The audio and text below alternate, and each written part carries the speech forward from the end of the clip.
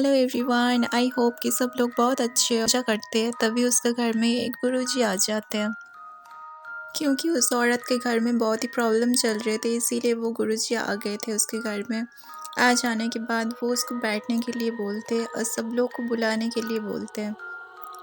उसके बाद एक एक करके उसका जो घर का मेंबर्स था सब लोग उनके सामने आते हैं। सामने आने के बाद गुरुजी उनको बोलते, आप लोगों के घर में जो प्रॉब्लम्स है सब कुछ प्रॉब्लम सॉल्व हो जाएगा, लेकिन आप लोगों को आपके कुल देवी के जो मंदिर है उनमें पूजा करना होगा। और उसके बाद वो चले जाते हैं। उसका जो बड़ा बेटी था उसका तो एक्सीडेंट हो गया था, इसीलिए उसका जो बेटी और बेटा है उसको ले आने के लिए बोलते हैं मैनेजर को। उसके बाद रात को वो देखने के लिए लग जाते। वो देखते एक राजमहल को जो था बेटियापुरम का राजबाड़ी। नेक्स्ट डे वो आ जाते गाड़ी में बैठकर और पूरी तरह देखते देखते वो महल में प्रवेश कर जाते हैं। उसके बाद उसका जो घर वाले हैं वो सब लोग घर दिखाने के लिए लगते हैं, लेकिन उन लोग एक ही बोल देते कि दक्षिण की तरफ मत जाना और पूरा घर में घूम लेना, लेकिन दक्षिण की तरफ मत जाना। उसके बाद एक आदमी को दिखाए जाते जिसका नाम है पांडियन, और ये पांडियन ही है जो इस बच्चों के रखवाले हैं, जो कि रागिनी का जो बेटी मर गए थे उसको ही बेटी और बेटों को वो लोग ही देखते हैं, लेकिन उनका कोई रिश्ता नहीं था, इसलिए वो लोग उसको भगा देते। सीन कट हो जाने के बाद दिखाए जाते हैं पांडियन वो घर का ओनर से बात करते हैं और वो लोग उनको मना कर देते ऊपर जाने के लिए, इसीलिए वो नीचे रहने के लिए लग जाते हैं। उसके बाद रात हो जाती है और रात के टाइम वो महल बहुत ही भयंकर लग रहे थे।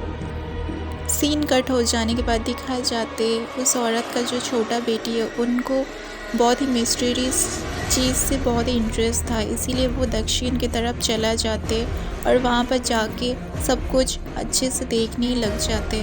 तभी उसके ऊपर एक उल्लू ने आकर हमला कर देते और वो बहुत ही डर के वहाँ से भाग जाते हैं। उसके बाद वो जो सीढ़ी होते हैं वहाँ पर कुछ हवा का एक साया जैसे चले जाते हैं और वो देखकर बहुत ही डर जाते हैं और वो फिर से घर में आ जाते हैं।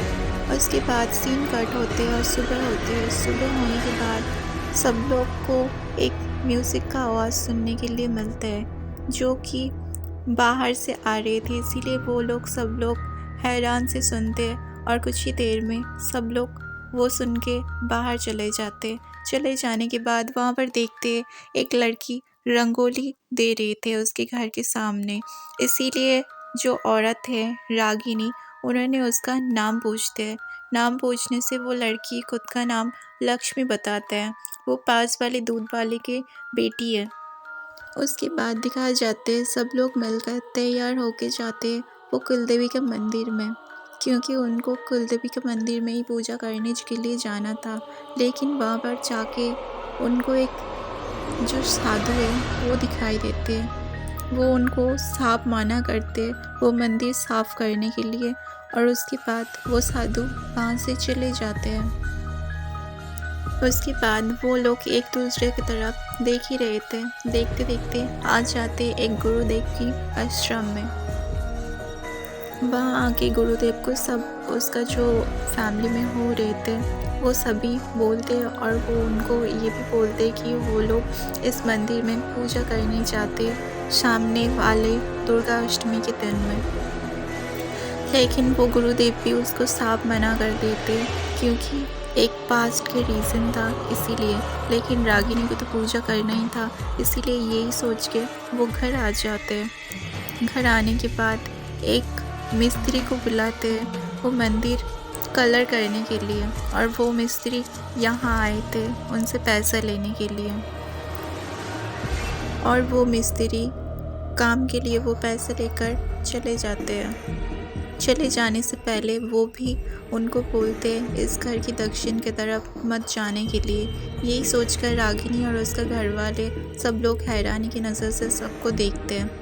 उसके बाद सीन कट हो जाने के बाद रात होते और रात होने के बाद उसका जो छोटा बेटी है वो फिर से दक्षिण की तरफ जो घर है वहाँ पर फिर से जाते हैं और वो वहाँ पर आने के बाद वो कमरे को बहुत अच्छे से देखते हैं। तभी उसको एक घुंघरू मिलते हैं और घुंघरू को साफ़ करने के लिए वो एक फूंक मारते हैं और फूंक मारने के बाद एक हवा निकलती है और हवा निकालने के बाद एक तस्वीर दिखाया जाती है जो कि था चंद्रमुखी का।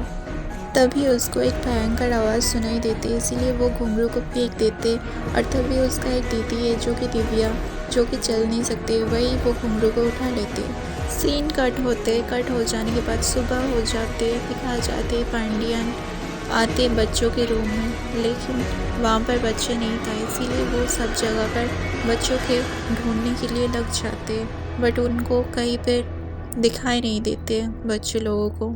कुछ देर बाद दिखाए जाते उनका जो एक घर का मेंबर्स है वही बच्चों को खींच के लेके आ रहे थे।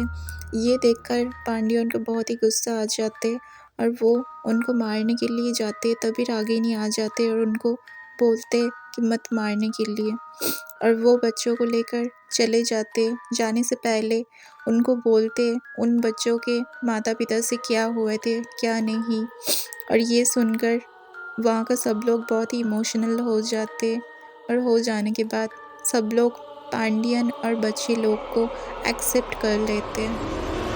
उसके बाद दिखाए जाते सब लोग एक ही साथ रहने के लिए लग जाते। दूसरी साइड मंदिर के काम ही चल रहे थे, तभी 2 वर्कर्स की मौत हो जाती, एक पानी में डूबने के लिए और एक का मौत हो जाती बिजली के तार पकड़ने के लिए, और ये सब खबर उनको दे रहे थे वहाँ पर कि एक लोग ने। उसके बाद सब लोग मिलकर वहाँ पर जाते और वहाँ पर वो गुरुदेव भी था, और गुरुदेव ने उसको बोला कि यहाँ पर मैंने पूजा करने के लिए आप लोगों को मना किए थे, फिर भी आप लोग ने यहाँ पर पूजा करने के लिए आए थे, इसीलिए यह हालत हुआ।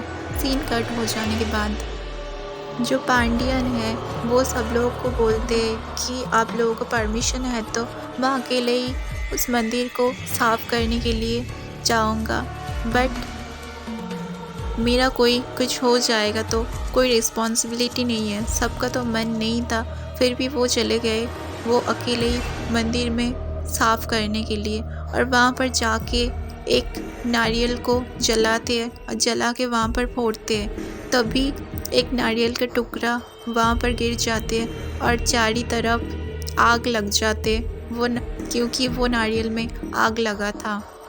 एक साइड वो मंदिर को साफ ही कर रहे थे और दूसरे साइड वो पूरा आग चारों तरफ फैल रहे थे। जब उसको पता चले बहुत ही देर हो चुका था, लेकिन वो फिर भी जैसे तैसे करके वहाँ से निकल आ जाते, और निकल आ जाने के बाद उसको दिखाई देते एक साधु, और वो साधु ने वो पांडियन को सब कुछ बता देते क्या हुए थे इस मंदिर में क्या नहीं हुए थे।